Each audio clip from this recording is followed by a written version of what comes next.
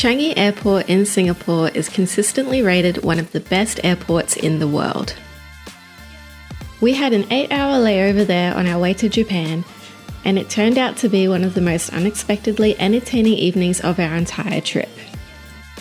From butterfly gardens and robotic bartenders, this is everything we did airside at Changi.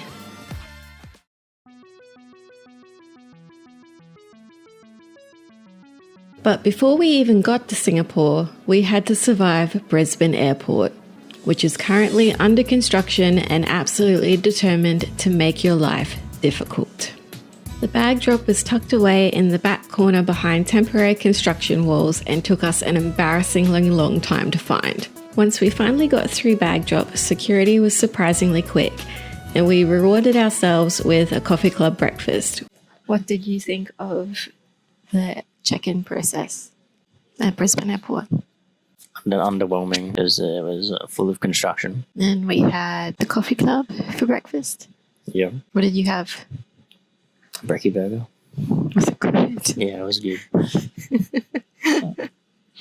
I had the ham and cheese croissant. I can't say that it was amazing, but it filled the gap. But yeah, $10 for a ham and cheese croissant that falls apart and leaves half of it on the plate. Not worth it. With breakfast done and a long flight ahead, we decided to do what any seasoned traveller knows you should always do before a long-haul flight: find a quiet bathroom and take care of business.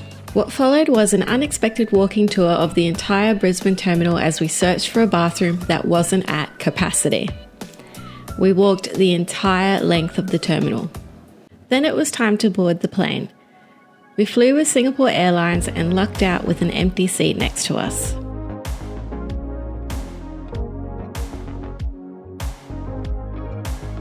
For snacks, we received peas and crackers. Kieran's verdict was immediate and decisive.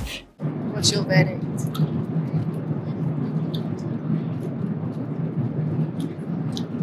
Awesome. The main meal, however, beef and noodles, was genuinely delicious and completely redeemed the entire snack situation. And then there was Gerald. Gerald joined us from Brisbane and made the full journey to Singapore, trapped between the window blind and the glass. When we opened the blind upon approach to Singapore, he was still there. We're fairly certain the brightness permanently affected his vision.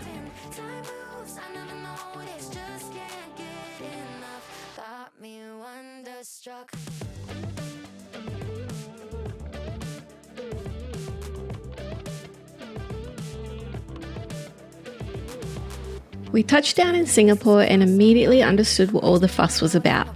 Changi Airport is enormous, spotless, and genuinely one of the most impressive airport terminals either of us have ever seen. And we had 8 hours to explore every bit of it. Terminal 3 alone kept us busy for a good chunk of our layover. We explored the butterfly garden and it was beautiful with all the different kinds of butterflies. Fair warning though, being outside exposed to the Singapore climate, it is extremely hot. And it sits right next to the tarmac, so prepare for a lot of noise. It's hot out here. That's good. I hate it. There was also a movie theatre, which is completely free to use. While we were there, it was playing The Lion King, Wicked, and a few others.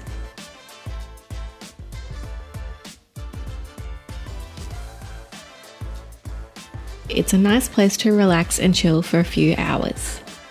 Terminal 3 is also home to a Singapore street food market where we had katsu chicken and pork gyozas that were absolutely worth every cent. If you have a layover at Changi and you're hungry, this is where you go. To get between terminals, you take the Skytrain. Free, quick, and a fun way to move through the airport. We highly recommend just riding it for the experience, even if you don't need to change terminals. Terminal 2 is where things got really impressive, as we found out. We found the coolest garden/water feature with a giant LED installation on the ceiling, designed to look like a pond that played soothing and relaxing music and rainforest ambiance. And you can walk on the clear platform above the water.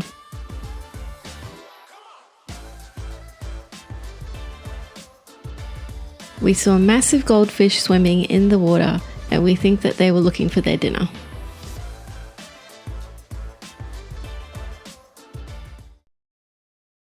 From there, we visited Tony the robotic bartender, and more importantly, discovered that by signing up to the Lot Duty Free app, you receive a voucher for a completely free cocktail. We signed up immediately and enjoyed every single sip.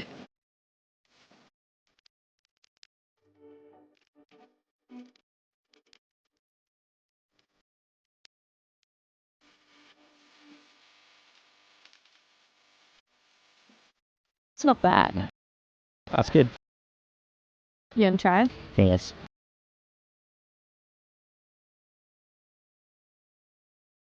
That's right. It's actually really nice. Very fruity.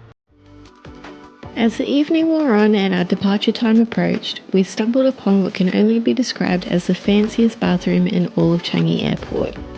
I didn't get any footage here, so here's a picture of what it looked like. I took full advantage and completed my entire skincare routine in here.